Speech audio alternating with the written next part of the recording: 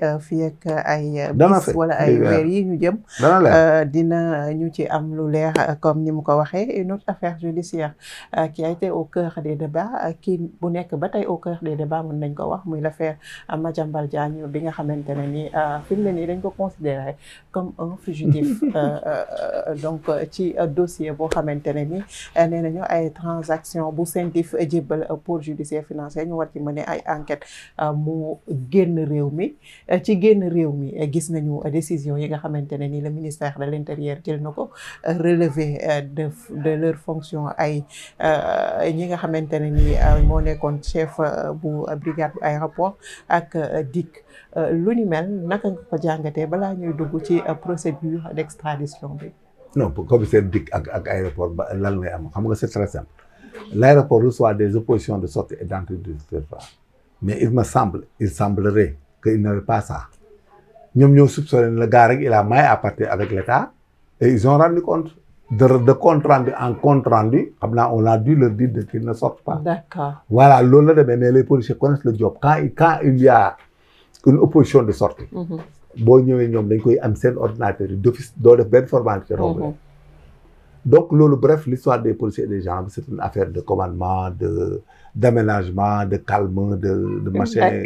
J'ai compris quoi on a été victime de ça parce que ñun amoon nañ ci cas ak Djiboka quand Djiboka a créé un parti politique dafa dem Matam di meeting mais Abdou Diouf ne du meeting fenn Djiboka est intelligent dem dugg ci benn kër meeting CB bi ba ko boobu temps ñun rek ñoo nekkoon Matam y avait pas de police le commandant de brigade en bon gendarme en bon enquêteur ñu dugg seen kër def seeni réunion mais waa ji ne dekku ci mbedd bi def dara même le préfet mais commandant brigade bi daal di arrêté moom def ci dara mais bi mu réunion ba timis rek état bi yëg ko Abdou Diouf yëg ko daal di nekk dans tous ses gongs mais le CB à 1h du matin presque indi nañ ko Dakar à l'époque quoi pour vous montrer que l'histoire politique du Sénégal a été animée et parsemée par des événements politiques. nee naa la CB bi ay 1h 2h du matin man maa ko xaar état major GT man la 1h ba je pense que 19h commandant compagnie bi dañ ne ko jëlal sa bagage wut camion et tout et tu viens à Dakar tu viens tout de suite à Dakar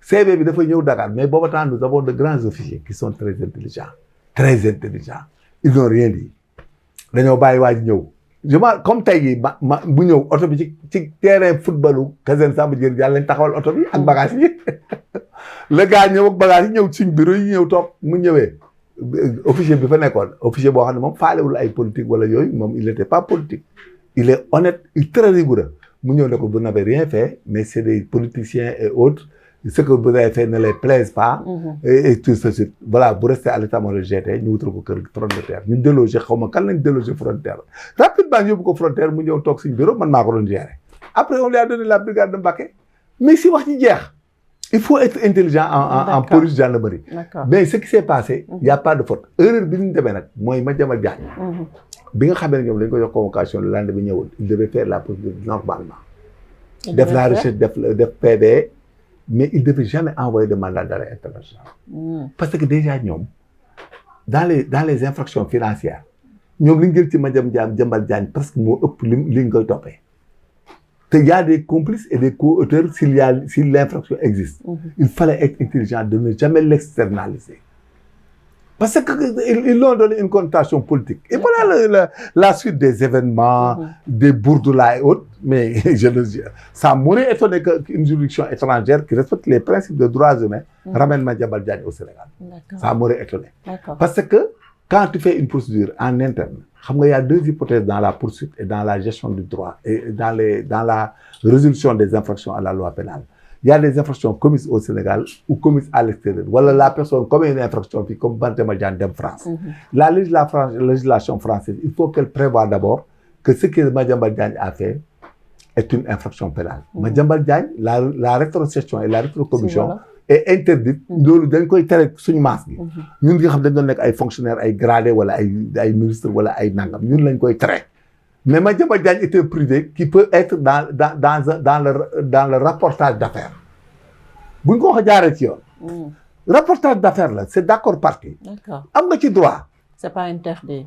C'est pas interdit man le World Trade Center là bi mu daanoo. Man bu doon daanuwul heure bi du ma woon nekk genre ba nga may fekk fii may nekk major. Parce que j'avais amené 20 milliards ak samay copains avocats ak ay ñekk États-Unis ñu bëggoon def benn hôpital de convalescence pour les Américains à Lompoul nga xam ne bateau day ñëw directement avion di fa wàcc. je te jure ma ne la avion yi dañ doon wàcc Lompoul bateau yi di ñëw tous les convalescents américains à l'époque dañ doon ñëw foofu c'était calculé. C'est en face des États-Unis nga xam ne avion bi du jaar fenn day dem ñëwaat. parce que ils avaient la menace terroriste ils voulaient le faire. imagine man boobu temps bu ñu ko defoon man sama commission boo ko jëloon et puis ils allaient me donner tous les services de sécurité d'entretien et nangam donc voilà c'est des reportages d'affaires surtout nag quand c'est fait par une société dûment établie. yow une société dûment établie qui donne des commissions d'affaires à un privé da nga ciy def attention. gis nga affaire Madiambal ça va nous créer des problèmes.